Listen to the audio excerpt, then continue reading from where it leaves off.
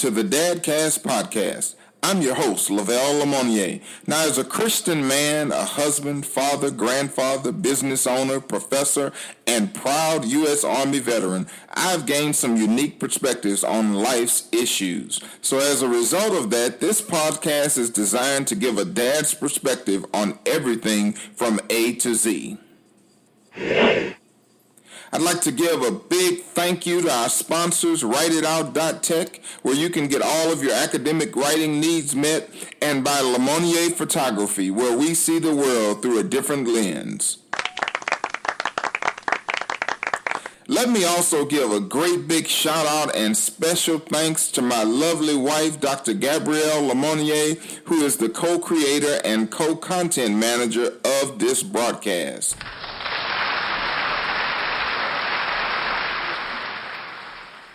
Greetings, my podcast family. Welcome to the Soul Train. Oh, wait, my bad. Wrong show, folks. Wrong show. I've always wanted to do that Don Cornelius line. Hey, but seriously, to all of our great English-speaking listeners, what's up, people? To our Hispanic listeners, hola, como esta? To our Korean listeners, annyeonghaseyo. To our Japanese listeners, konnichiwa. To our Indian listeners over in India, namaste. To our French listeners, bonjour, comment allez-vous? And to those that I've missed, again, welcome. This is the 5th episode of the DadCast Podcast, and today we're going to discuss a topic that is near and dear to my heart. Let me pose this question to you as we get ready for our topic today. Is chivalry dead? What do you think, folks? Is chivalry dead? Is that a lost art? Is it gone? Does it no longer apply? We're going to dive into this topic in just a moment. Before we get into that, let's start off with our financial tip of the day. Let me throw this little disclaimer out there. As always, I'm not an investment broker or a financial consultant. I'm just a dad who follows the market and has a background in accounting, finance, and economics. So these tips are purely speculative. Now that we've got this little bit of business done, let's talk investment knowledge for just a minute. Now, my tip for you today is very simple. Get informed. That's right, folks. Just get informed. Many times the reasons we don't do better is because we don't know any better. Utilize all the resources that are out there for financial knowledge. If you have access to satellite radio, listen to some of the business channels on XM radio. Get on the internet and read financial news. You can check out places like Yahoo Finance, the Wall Street Journal online, Bloomberg Finance, and many others. Subscribe to some Money Talk podcasts that are out there. Do whatever you're comfortable doing to get more informed about finances. And that leads me to our inspirational thought of the day. Our thought today comes from Benjamin Franklin. Ben Franklin said, an investment in knowledge pays the best interest. Or in the words of our 2020 vernacular, stay woke, folks. Stay woke. All right, I know you're sitting on the edge of your seats and you're waiting on this great dad joke of the day. I went to a job interview and the manager told me, you'll be earning $30,000 a year and later it will increase to $50,000 a year. And I said, okay, I'll come back later. All right, folks, it's a dad joke. Funny to some and not so much to others.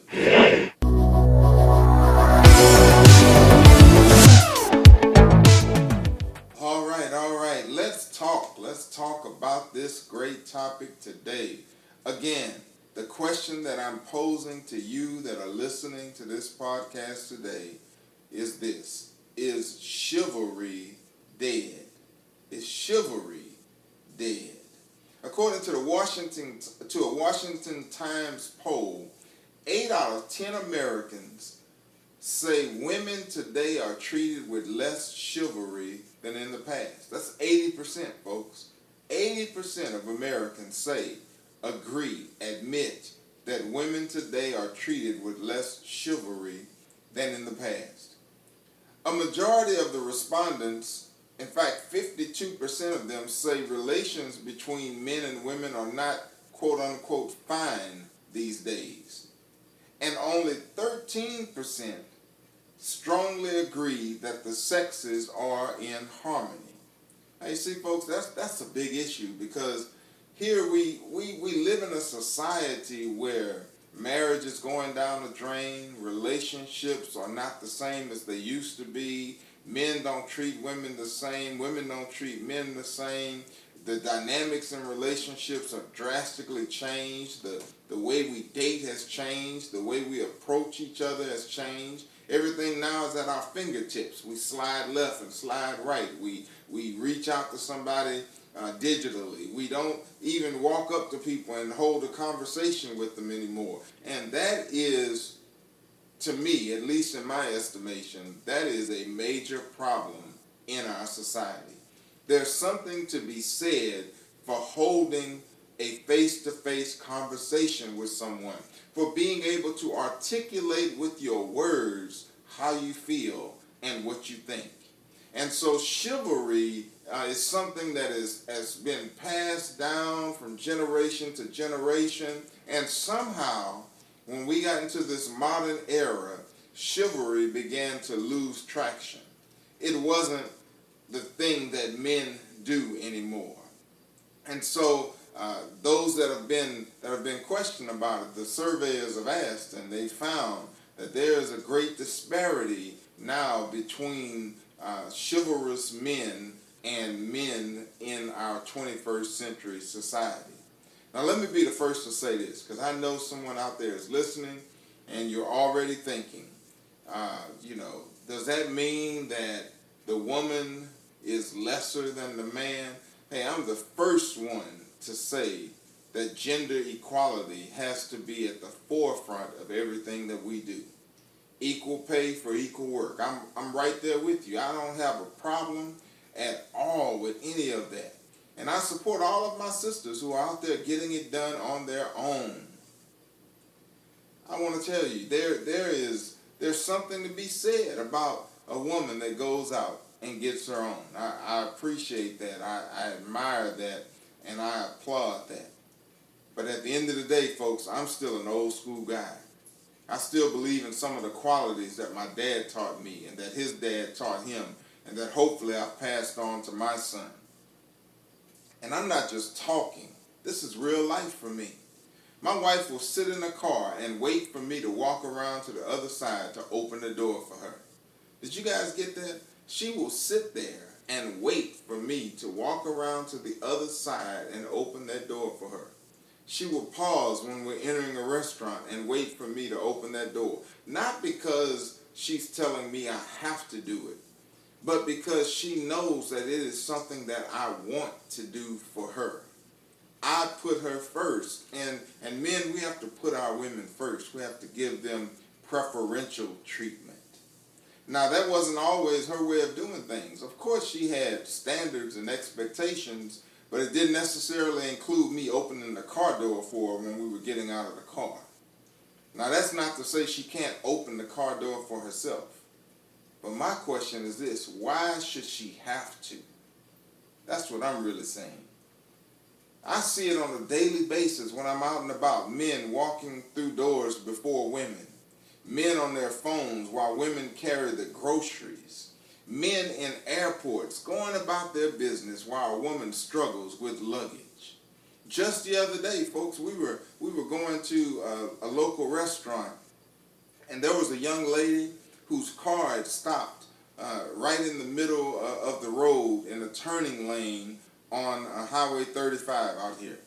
And my first instinct was to go and assist her so that she wouldn't be in a vulnerable position.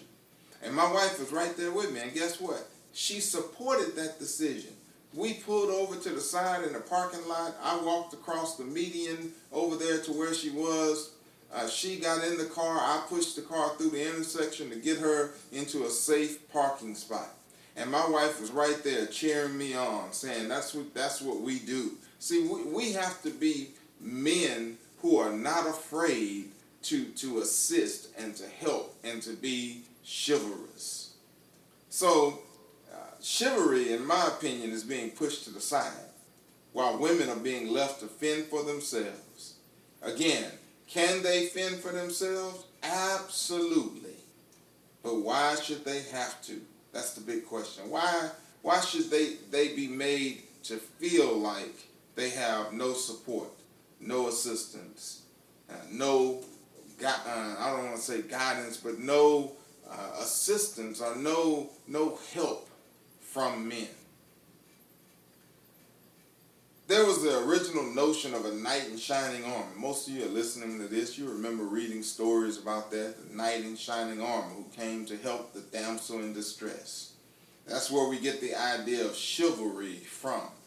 Now, I understand that women don't have to be and should not be viewed as some damsel in distress.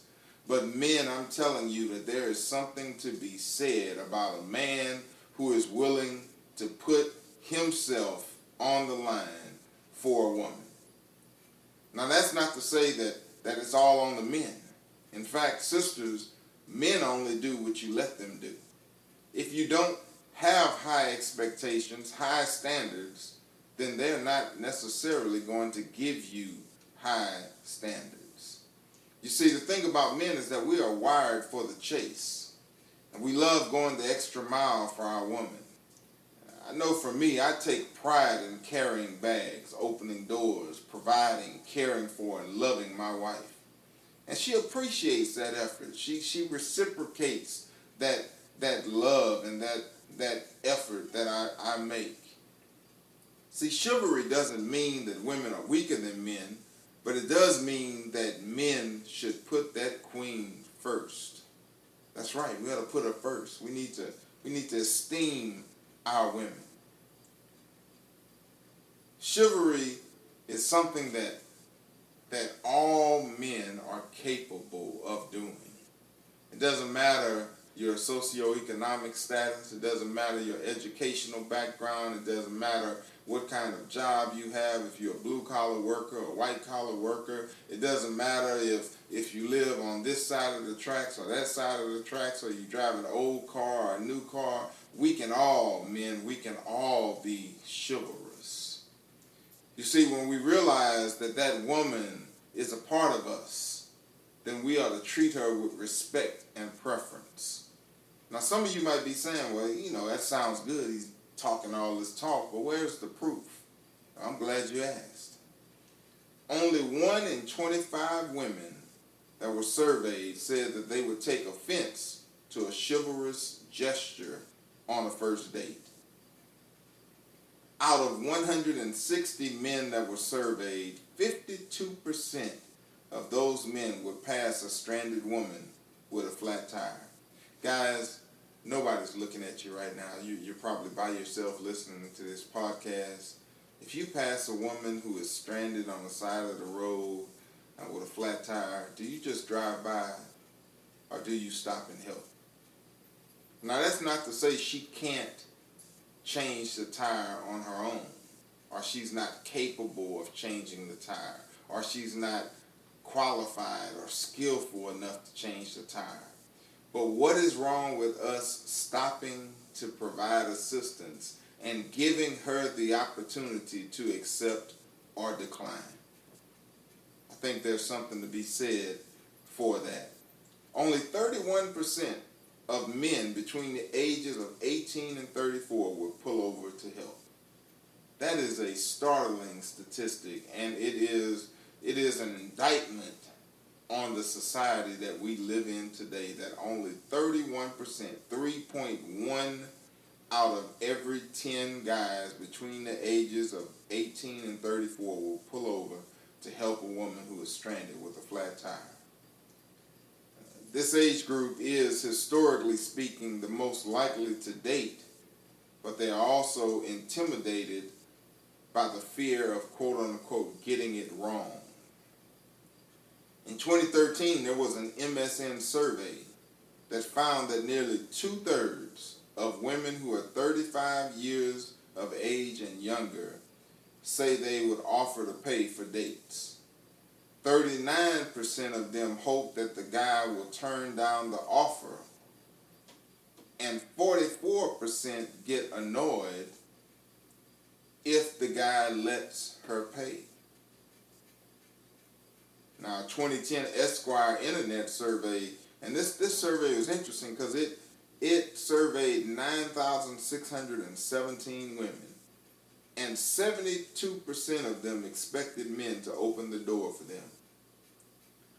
23% expected a man to help her with her chair, while 33% expected a man to help her with her jacket. 42% expected the man to get the check, and only 10% expected him to stand up when she leaves the table. Guys, these are things that should be natural. And if you weren't taught to do that, hey, that's okay. I'm telling you now that these are things that men should do. We should open the door for women. Hold the door. My son does it all the time. We're going in a store or somewhere, and I'll see him reach back to hold the door or open the door for a woman as she comes in. We should help a woman with her chair. It's not that she can't pull the chair out for herself again, but I bet you she appreciates the offer. We should offer to help with their jacket. And we definitely should get the check. I know, folks. We live in this equal society where men and women, the roles of men and women have changed drastically. But there's nothing wrong with offering to pay for the check on a date. I always offer to pay for our meals when my wife and I go out. But there are times when she says, hey, I got it. And I don't feel any kind of way about it. Sometimes I'm glad she's got it. But I know that she's glad that I am offering to get it. That's the thing. It's the effort that counts. Give them the option to say no. But if you don't even give them the option to say no, they don't necessarily feel like you're trying to be the man that they know they really want in their lives. Now I know all of this is subjective, and people have different thoughts on it. People have different ideas and ideals. But at the end of the day, there is still something good about a chivalrous man. So I'm imploring you today. I'm asking you today, brothers, help me resuscitate chivalry. There's still a place in our society for men to be men. We look forward to hearing from you. Please send in your comments and questions, and we'll be sure to cover them on air in the very near future. You can reach us on Instagram at DadCast Podcast and on Twitter at DadCastP. You can also email us at comments@dadcastpodcast.com, or you can go to our website at dadcastpodcast.com. If you've enjoyed this show, please share it with your friends and family, and also subscribe to our podcast on your listening platform so that you can get all of the information on our upcoming episodes. Thanks again for listening, and I look forward to talking with you on our next episode. Blessings and peace to each and every one of you.